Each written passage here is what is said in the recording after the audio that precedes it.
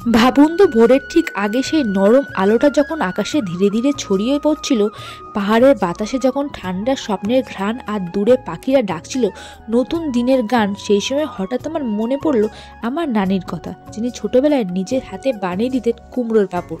ঠিক তেমনই আমার এই আজকেরই মনে হলো যে আমিও কুমড়োর পাঁপড় বানিয়ে খাবো। তাই জন্য দেরি না করে টুকরে নিয়ে চলে গেছিলাম আমাদের খেতে। সেখান থেকে টাটকা টাটকা কয়েকটা কুমড়ো নিয়ে চলে এলাম। বাড়ি ফিরে কুমড়োগুলোকে মাঝখান থেকে কেটে নিলাম আর ভেতরের সব দানাগুলোকে আলতো করে বের করে ফেললাম।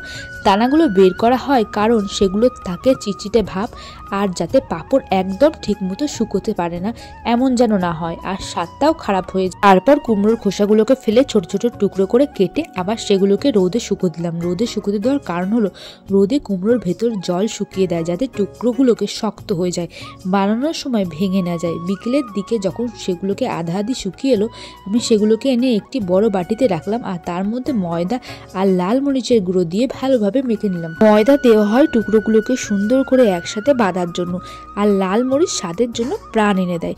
এরপর সমস্ত মিশ্রণকে স্টিমারের ভেতরে একটি পরিষ্কার কাপড়ে ঢেলে দিলাম।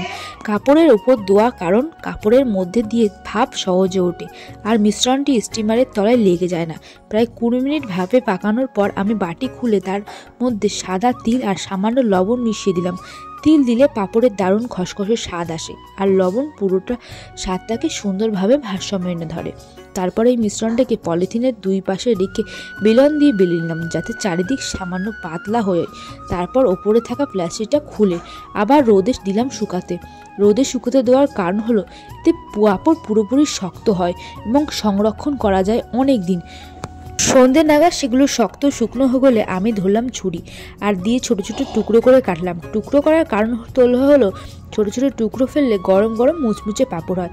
তারপর যখন সেগুলোকে একটু মুখে দিলাম, ওহ কি স্বাদ!